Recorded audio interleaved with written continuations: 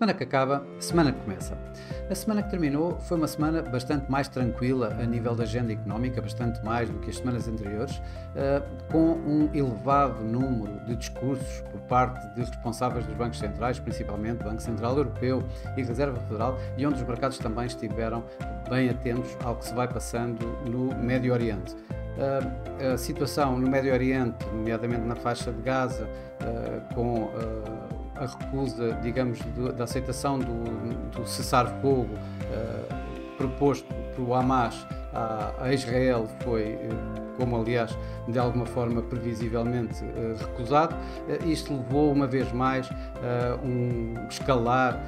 do conflito e os receios em torno de um alargamento do mesmo continuam a avolumar-se. Mas os mercados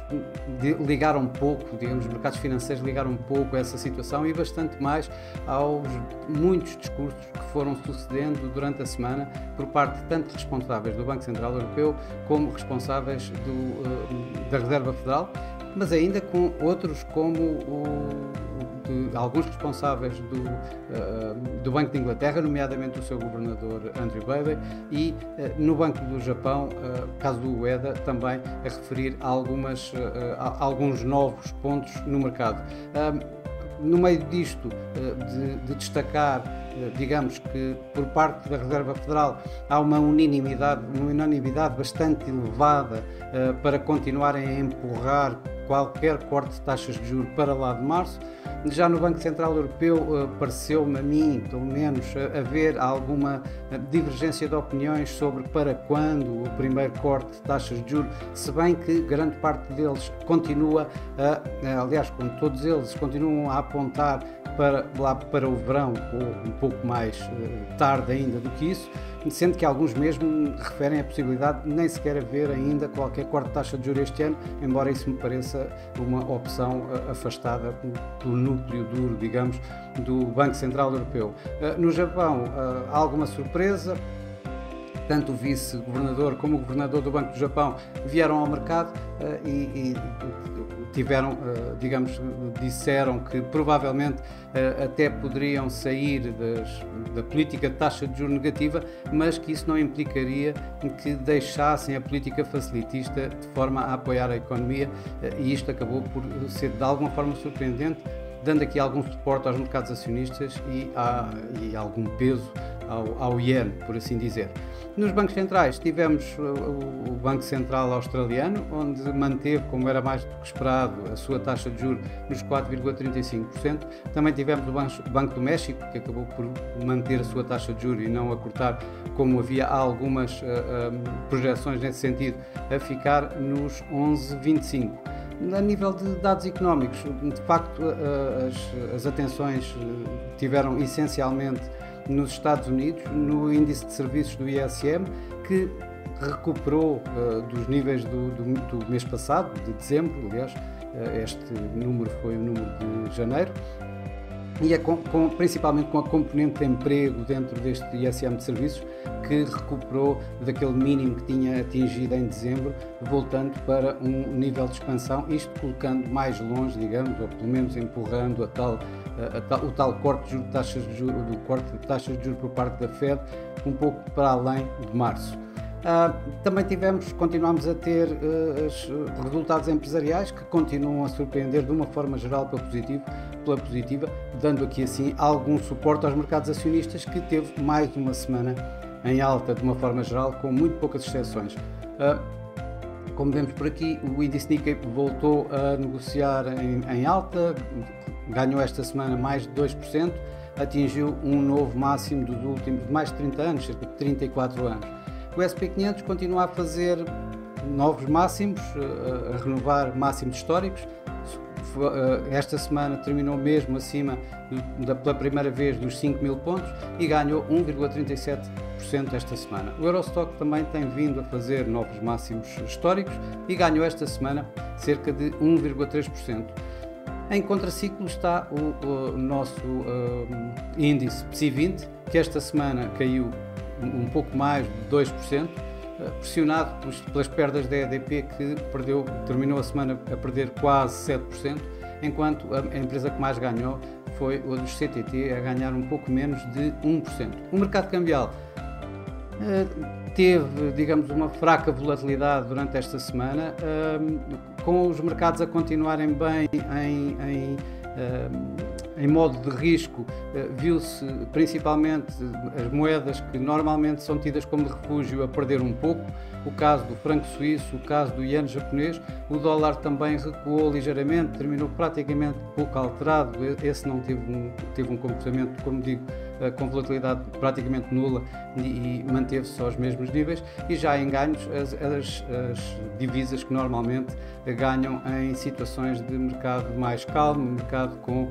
a negociar em modo de risco, o caso da coroa norueguesa, por exemplo, do dólar australiano ou do dólar neozelandês, que esta semana foi, digamos, a divisa que mais ganhou, e temos aqui o NZD dólar, a divisa que mais ganhou depois dos dados do emprego terem-se mostrado acima do esperado e mesmo acima das projeções do Banco Central neozelandês, o que levou a alguma expectativa sobre a possibilidade do Banco neozelandês voltar mesmo a subir taxas de juros, dando aqui assim, portanto, aqui uns ganhos à sua divisa, ao dólar neozelandês. E o NZD dólar, como vemos aqui, a terminar em alta. O euro dólar, depois de fazer um novo mínimo, terminou a semana ao nível onde tinha começado, ligeiramente ali abaixo de 1,08. Nos mercados de commodities, houve aqui assim, digamos, de destacar os ganhos tidos pelo petróleo, que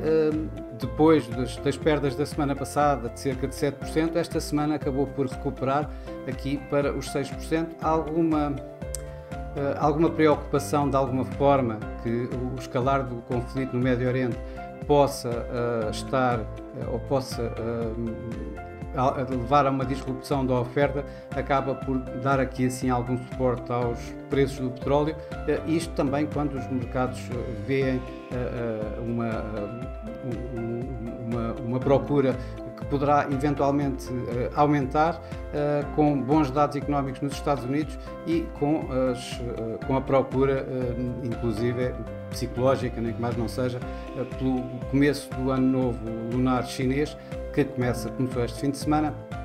em que os festejos levam a grandes deslocações e, portanto, à necessidade de combustível em si e, portanto, de uma procura maior por parte da China do petróleo. Esta semana que vai começar é exatamente esse o tema,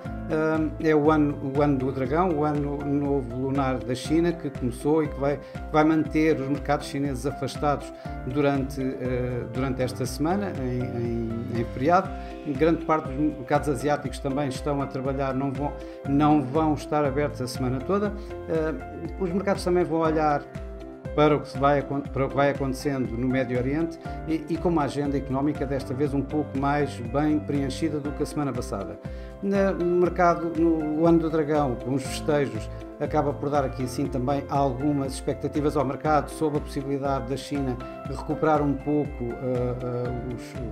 o crescimento económico, o desenvolvimento económico e na tal situação do petróleo que acabei por referir, de haver aqui alguma procura suplementar por parte da China. Os mercados obviamente que vão continuar a estar também atentos, apesar de não ter tido até agora um impacto muito relevante.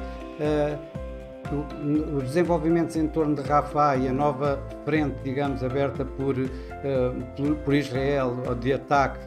à cidade de Rafah,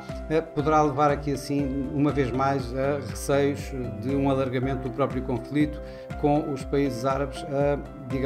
declinar mais este ataque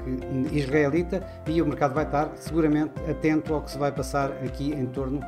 desta nova frente de combate com o Hamas por parte de Israel. Também esta semana vamos ter inúmeros discursos por parte de banqueiros centrais, tanto da Reserva Federal como do Banco Central Europeu, e isso é visível logo no primeiro dia da semana, com um elevado número de discursos, tanto da parte da Reserva Federal como da parte do Banco Central Europeu, e isto acabará por dar aqui assim poderá dar aqui assim algum impulso, a colocar algum caminho nos próprios mercados, tanto nos mercados cambiais como nos mercados acionistas e, obviamente, nos mercados obrigacionistas. Na componente de a agenda económica, esta semana dirige-se mais para, e é, digamos, o tema central, é a inflação nos Estados Unidos. O mercado está à espera de alguma queda dessa mesma inflação. A inflação